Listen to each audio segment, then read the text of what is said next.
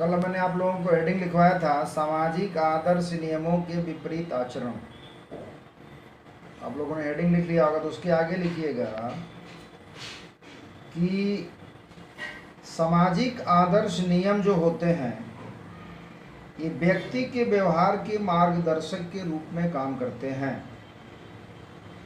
ये आदर्श नियम सारे समाज में महत्वपूर्ण माने जाते हैं, परंतु कभी कभी व्यक्ति अपने स्वयं के स्वार्थ के आगे इन आदर्श नियमों की चिंता नहीं करते हुए इनके विपरीत आचरण करने लगता है। और जब इन आदर्श नियमों के विपरीत व्यक्ति आचरण करने लगता है तो इसे विचलित व्यवहार का नाम दिया जाता है। समाज में इसे विचलित व्यवहार का नाम दिया जाता है। क्या होता है, व्यक्ति अपने स्वार्थों के वशीभूत होकर ऐसा व्यवहार करता है जो सामाजिक आदर्श नियमों के विपरीत हो जाता है। जब व्यक्ति के व्यवहार में आदर्श नियमों से विचलन पाया जाए तो यह मान लेना चाहिए या समझ लेना चाहिए कि वैयक्तिक विघटन प्रारंभ हो चुका है या व्यक्ति विघटन हो रहा है। नंबर 3 आप लोग हेडिंग डालिएगा, परिस्थिति तथा भूमिका का असामंजस्य।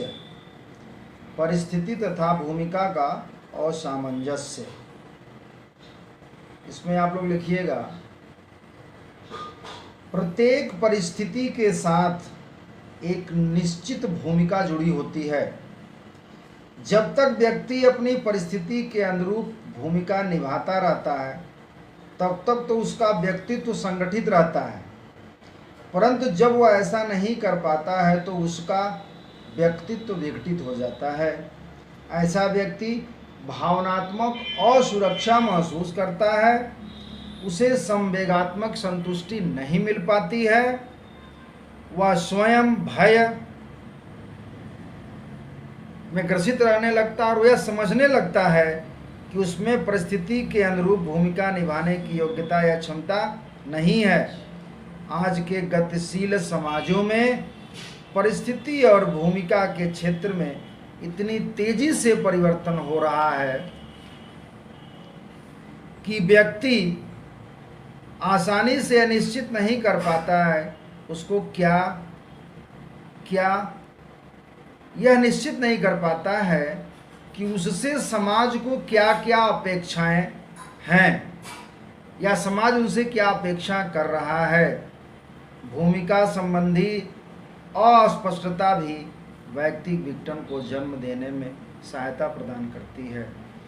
आपकी अगली हेडिंग है, अगली हेडिंग आप लोग डाल लीजिएगा, सामाजिक संरचना का अवांछनीय दबाव।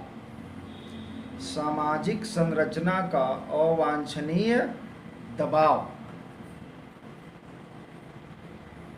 सामाजिक संरचना न केवल व्यक्ति का समाजीकरण करने में बल्कि उसकी विभिन्न आवश्यकताओं की पूर्ति करने में भी महत्वपूर्ण योगदान देती है। जहां सामाजिक संरचना कुछ व्यक्तियों को तो उच्च परिस्थिति प्रदान करती है परंतु शेष को ऐसा करने से रोक देती है, तो ऐसी स्थिति में वैयक्तिक विघटन की संभावना अधिक रहती है। जब सामाजिक संरचना कुछ लक्ष्यों की प्राप्ति पर जोर देती है परंतु उन्हें प्राप्त करने के साधन अधिकांश लोगों में उपलब्ध नहीं कराती है, वहाँ मानसिक तनाव, चिंता और विकार की स्थिति उत्पन्न हो जाती है। ऐसी स्थिति में वैयक्तिक विघटन बढ़ता है। अगली हेडिंग है आपकी अलगाव की भावना। नंबर 5, अलगाव की भावना।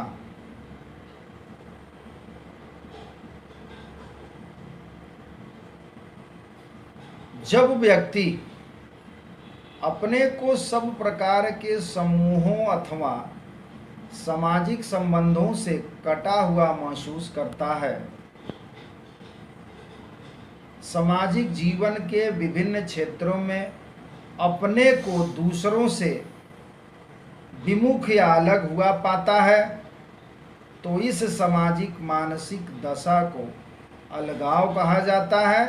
यह दशा व्यक्ति विघटन के लिए उत्तरदायी होती है। अब हम आपको बताएंगे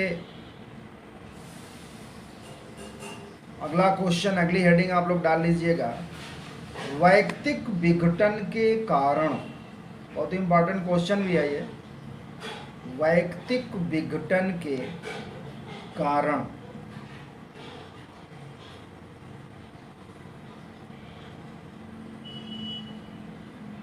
वैयक्तिक विघटन के कारण में आप पहली हेडिंग डालिएगा परिवार।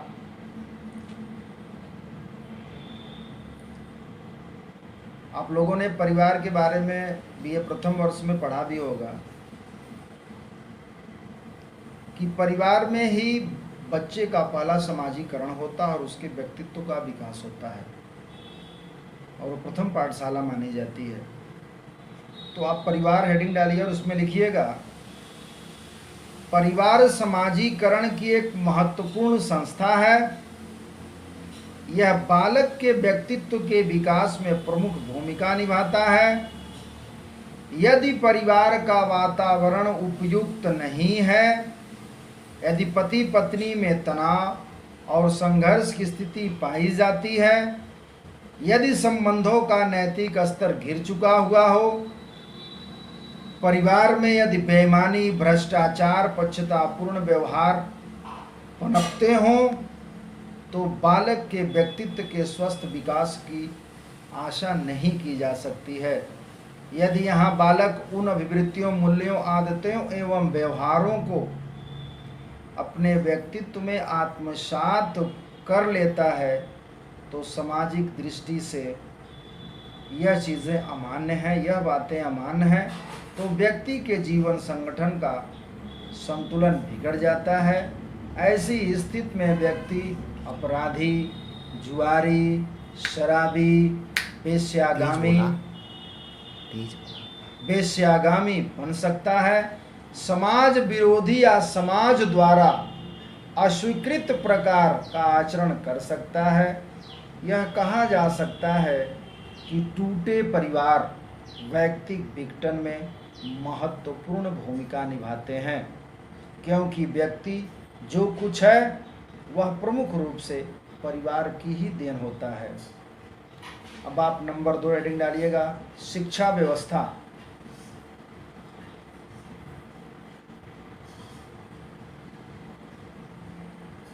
शिक्षा व्यवस्था में आप लोग लिखिएगा कि शिक्षा व्यवस्था के दोषपूर्ण एवं अरुचिकर, जिसमें बच्चे की रुचि न हो, अरुचिकर होने पर, अरुचिकर क्या होता है, कभी कभी माँ बाप बच्चे से नहीं पूछ पाते कि तुम्हें क्या करना है, तुम्हें क्या पढ़ना है, कैसे रहना है। तो बच्चे की इच्छा के विरुद्ध गार्जियन क्या करते हैं, उनका एडमिशन जो बच्चा नहीं चाहता उस कोर्स में करा देते हैं। तो बच्चे का उसमें मन नहीं लगता, वो पढ़ना नहीं चाहता उस विषय को, उस चीज़ को, इसलिए क्या होता है, वो उब जाता है और जो उबने के बाद वो गलत काम करने लगता है। तो क्या होता है कि शिक्षा व्यवस्था के दोषपूर्ण एवं अरुचिकर होने पर भी कभी कभी वैयक्तिक विघटन की स्थिति पैदा हो जाती है।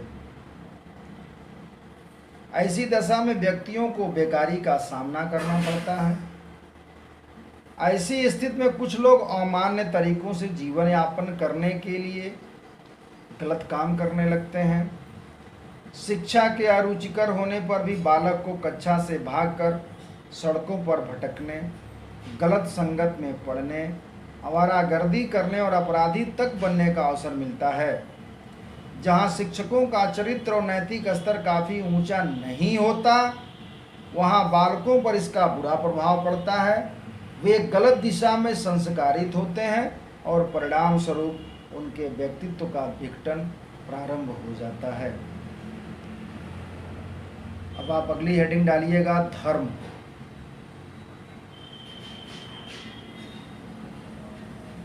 धर्म में क्या है, हमारे धर्म में क्या है, रूढ़िवादिता।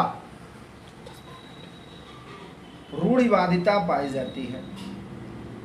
तो धर्म अपनी रूढ़िवादिता प्रकृति के कारण वैयक्तिक विघटन में योग देता है। धर्म में क्या होता है कि जो धर्म में आजकल